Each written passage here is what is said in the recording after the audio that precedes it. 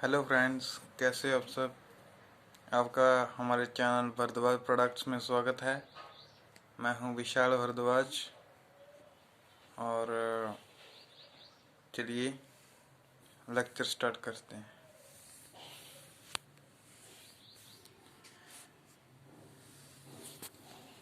ये है हमारा छोटा सा channel Bhardwaj products.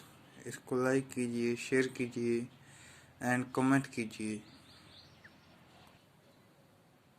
Last lecture में हमने dispersion of light third chapter lecture number 3 किया था एंड अब हम ऑप्टिक्स का लेक्चर नंबर 4 लेके आए हैं, चैप्टर 4। इसका नाम है ऑप्टिकल इंस्ट्रूमेंट्स। तो चलिए स्टार्ट करते हैं।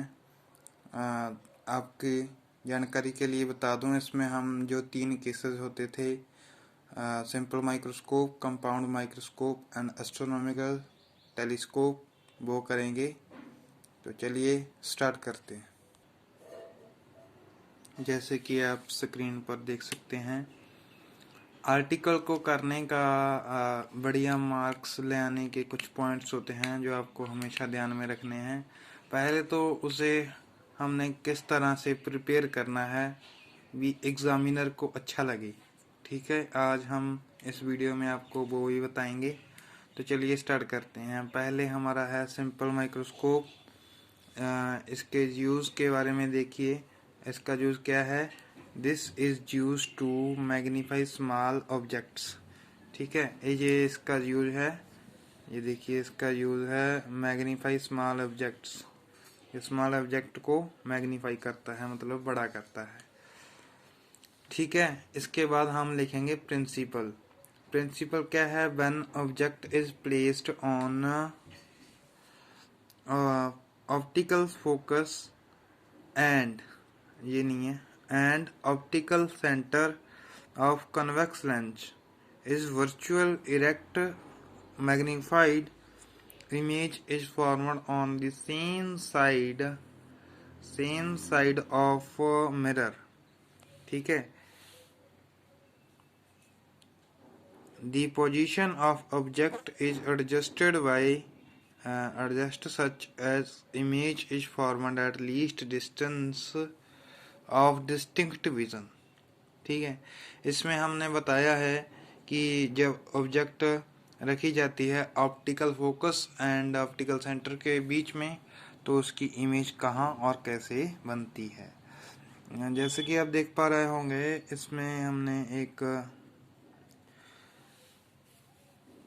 इसमें आप इस तरह से एरो लगाना मत भूलिएगा, ये बहुत ही ज़रूरी है। ये ठीक है, ये एरोज लगाना बहुत ज़रूरी है, ये मत भूलिएगा। यहाँ पर भी ये ऐसे। ठीक है, जिस तरह से आप देख सकते हैं, इसे हम ऑप्टिकल सेंटर बोलते हैं। ये हमने ऑब्जेक्ट रखी, रह गई और यहाँ से गुजर गई, यहाँ पर इमेज बन गई A डैश B डैश, ये इमेज है। ऑब्जेक्ट ऑप्टिकल सेंटर से ऑब्जेक्ट का डिस्टेंस होता है U। ठीक है, एंड इमेज का डिस्टेंस होता है B एंड फोकस का F। अब हम बात करते हैं मैग्नीफाई पावर के बारे में। मैग्नीफाई पावर का फार्मूला होता है बीटा अपॉन अल्फा, यानी कि angle subtended bye image over angle subtended by object. जो एंगल इमेज बनाती है उसका अपॉन, मतलब बटा, एंगल सबटेंडेड बाय ऑब्जेक्ट। देखना क्लियर है? वीडियो क्लियर है? क्लियर है। तो चलिए आगे बढ़ते हैं। अगर आपने इसका स्क्रीनशॉट लेना हो तो ले लीजिए। चलिए आगे बढ़ते हैं। इसमें हमने tan लगाया है AB/CA tan बीटा। पीछे चलते हैं, डायग्राम देखते हैं, फिर पता चलेगा। ये देखिए, इससे हम इस डायग्राम से एंगल्स एंड डिस्टेंसेस लेंगे और उसे हम डेरिवेशन में पुट करेंगे वैल्यूज़ को। चलिए देखते हैं उनको पुट करके। हमने वैल्यूज़ पुट की AB/CA tan alpha A B upon C A dash m is equal to v upon beta upon alpha. ठीक है, ये उसी तरह से लिख की और ए बी कैंसिल हो गया, क्या बच गया सी ए डैश अपॉन सी ए। तो अब हमने m निकालनी है, m क्या हो गया v अपॉन u।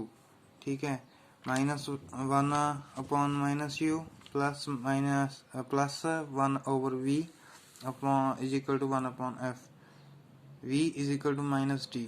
ठीक है, ये वैल्यूज आपको याद करनी है। Multiply by d and 1 upon U plus 1 upon D. तो जैसे कि आप देख सकते हैं v की वैल्यू हमने d रख ली। ठीक है, और यहाँ पर d upon f equal to d upon u -1 is equal to d upon f आ गया। नेक्स्ट हम देखते हैं d upon u is equal to d upon F +1, ये माइनस का +1 का हो गया। ठीक है, आगे हम देखते हैं d अपॉन यू जो होता है वो m के इक्वल होता है, तो इसकी जगह पर क्या आ गया, m आ गया। m is equal to d upon F +1, ये आपकी करेक्टली वैल्यू फाइनली वैल्यू आ गई। ठीक है, इसमें इसको आप बॉक्स में लिख सकते हैं। चलिए अब हम इसका दूसरा केस करते हैं। When image formed at infinity, I think diagram में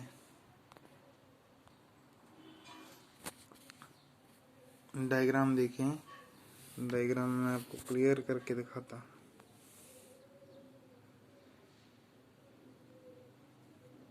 ये देखिए, अब आपको आई थिंक क्लियरली डायग्राम दिख रहा होगा।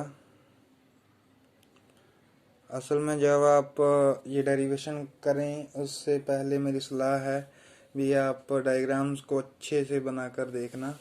हमारे टीचर ने भी हमको अच्छे से 5-5 बार एक डायग्राम को बनाने का काम दिया था और उससे हमारी प्रैक्टिस हुई थी।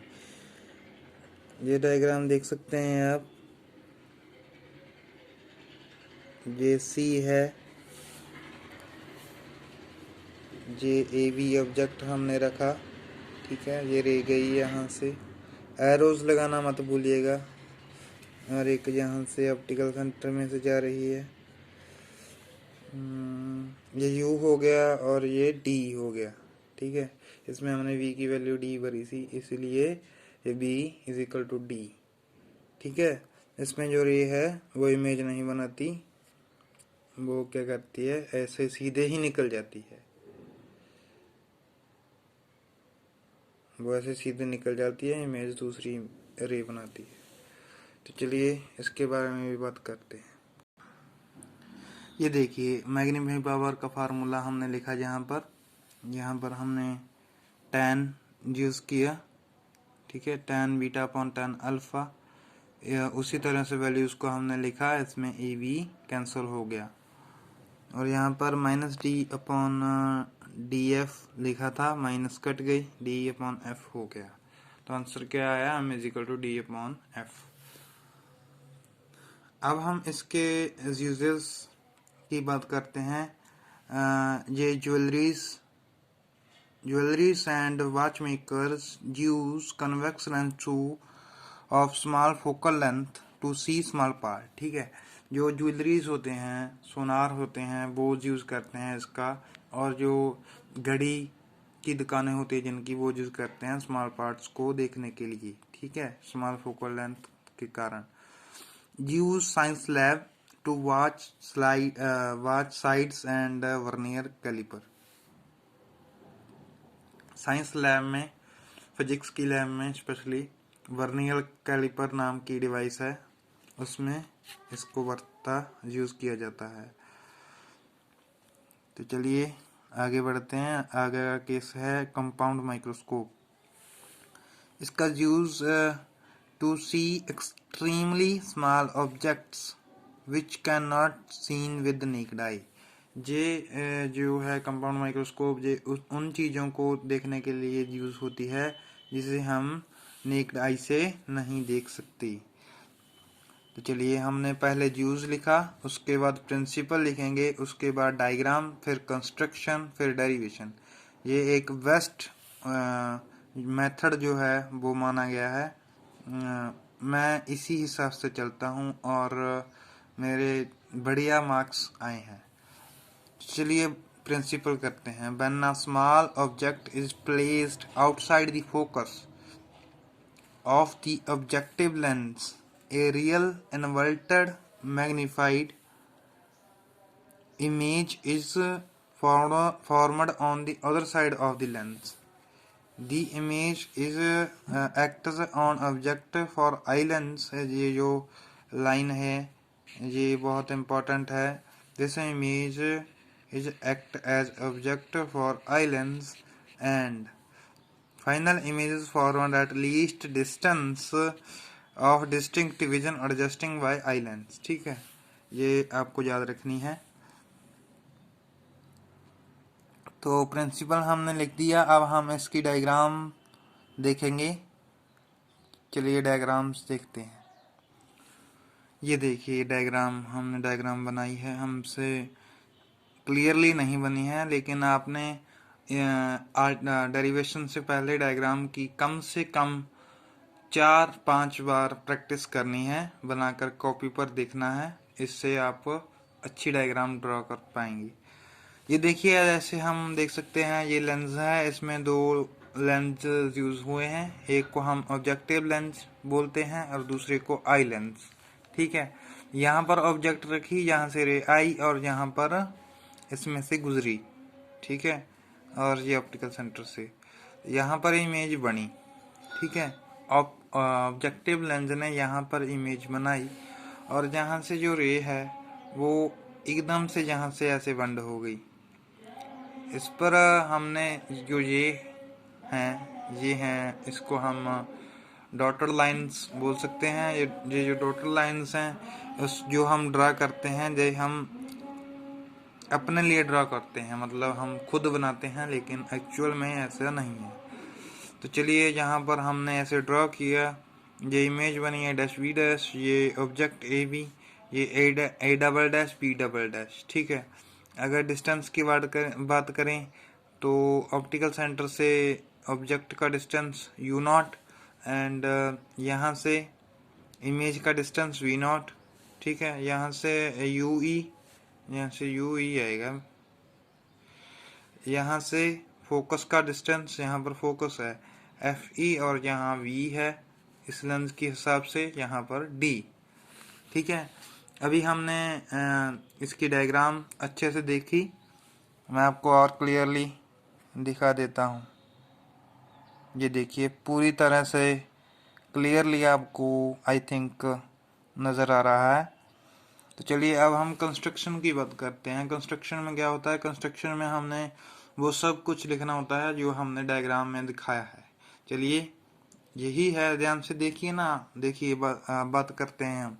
A convex lens of short focal length and short aperture facing with the objects is called objective lens. ठीक है, ये देखिए, शॉर्ट अपर्चर है इसका एंड शॉर्ट फोकल लेंथ है, कन्वेक्स लेंस है और इसे हम ऑब्जेक्टिव लेंस के नाम से जानते हैं। ये लिखा। अब नेक्स्ट अनदर लेंस, अब हम इस लेंस के बारे में बात करेंगे। Another lens of large aperture and short focal length towards the image is eye lens. ठीक है, इसके बारे में हमने बता दिया। Are prepared on same axis balanced हैं। ठीक है, बराबर हैं, यानी कि एक लाइन पर कह सकते हैं, जहाँ बराबर कह सकते हैं। चलिए, आगे हम बात करते हैं इसकी डेरिवेशन के बारे में। कंस्ट्रक्शन हो गया। Magnify power m is equal to beta upon alpha. ठीक है, when placed at distinct vision tan beta is equal to a dash b dash, यहाँ से लिया है। इस डायग्राम से ही आपको पता चलेगा a dash b dash upon c a double dash. ठीक है, यहाँ से लिया सब कुछ, यहाँ से आपको पता चलेगा tan अल्फा अब हम tan अल्फा की बात करें, A V upon C dash A double dash, ठीक है। एक मिनट, ये देखिए ये जो इसमें एंगल्स हैं बीटा अल्फा, ठीक है, इन्हीं पर सारी डेरिवेशन आपकी डिपेंड करती है, इन्हीं पर आप सही भी लिख सकते हो, गलत भी लिख सकते हो, ठीक है। एक ये एंगल्स एंड एक ये डिस्टेंसेस। मैं दूसरी इफिक के भी एंगल्स आपको दिखा देता हूँ। ये देखिए इसके जो सिंपल माइक्रोस्कोप का केस किया था, इसके एंगल्स जो ये है छोटा वाला, ये अल्फा है, ये जो दोनों में है ये बीटा एंगल बनता है। चलिए इसके हिसाब से हमने देखे tan beta and tan alpha, ठीक है। चलिए आगे बढ़ते हैं। m क्या है, magnifying power, m tan beta upon tan alpha, उसी तरह से लिखा, c dash a double dash cancel और मल्टीप्लाई या डिवाइड किया a डैश b डैश से, ठीक है।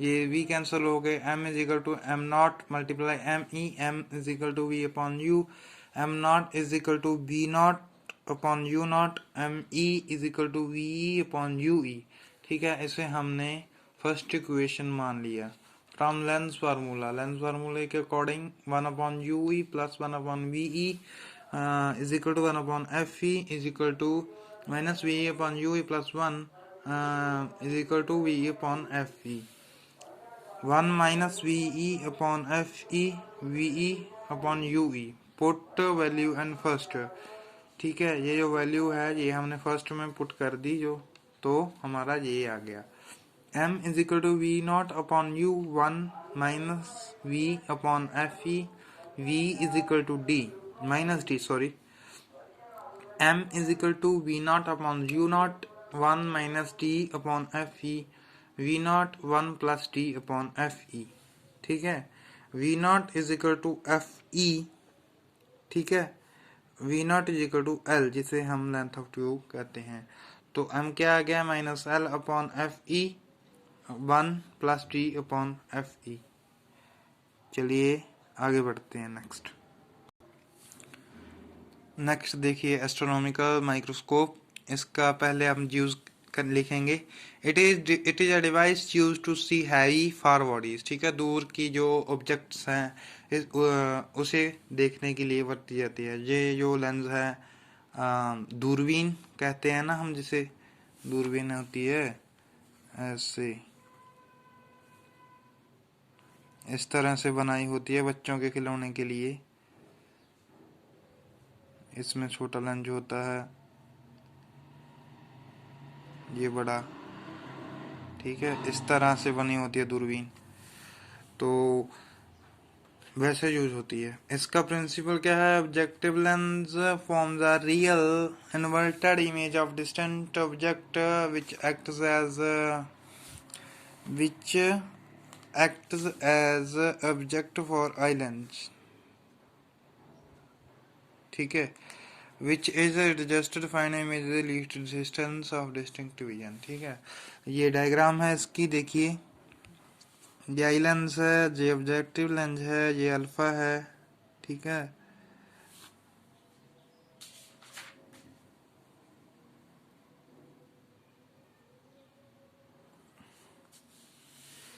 ये जो है एंगल, इसे हम बीटा कहते हैं, लिखना भूल गए, अब लिख दिया। तो चलिए शुरू करते हैं। ये डिस्टेंसेस हैं F not U F E, ठीक है। अगर कोई दिक्कत लगी तो आप कमेंट सेक्शन में कमेंट कर दीजिएगा, हम एक्सप्लेन कर देंगे।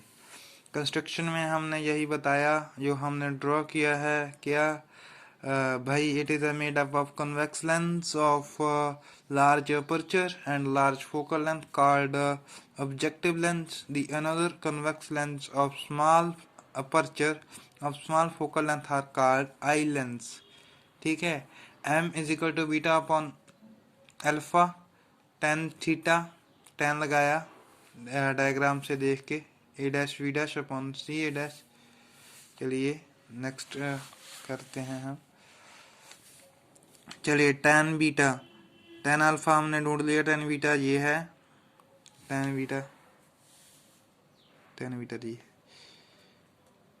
ठीक है, यही है, ये लिख दिया हमने। Beta upon alpha is equal to a dash B dash upon c A dash c dash multiply c A dash upon a dash B dash. ठीक है, बीटा अपॉन अल्फा लिख दिया एंड सी ए डैश ये cancel हो गया, a dash B dash c A dash equal to F not upon F e m is equal to c A dash upon C dash a dash minus v upon you E plus length formula plus 1 upon v is equal to 1 upon F e minus 1 upon you E plus 1 upon d is equal to 1 upon F e, क्योंकि v is equal to d है। चलिए 1 upon you E is not equal to 1 upon F E plus 1 upon d, why क्यों नहीं equal, अभी lens formula नहीं बना।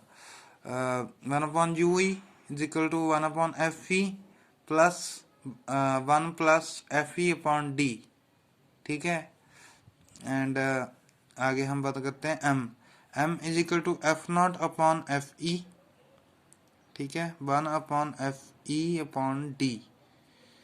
When image is formula at infinity, diagram इसकी वही है, बस इसमें ये जो रेज मिलती हैं इसमें मिलेंगी नहीं, जो इन्फिनिटी वाली होगी उसमें ऐसे ही गुजर जाएंगी, इसमें कभी भी इकट्ठा नहीं होंगी। चलिए, ये था हमारा वीडियो आज का, यहीं पर हम इसको समाप्त करते हैं एंड थैंक्स फॉर वॉचिंग। अगर कोई दिक्कत हो, कोई परेशानी हो या फिर मुझसे कोई गलती हो गई हो तो कमेंट सेक्शन में कमेंट करना, मैं कोशिश करूँगा नेक्स्ट टाइम वो गलती ना हो। चलिए हम फिर मिलते हैं, टेक केयर।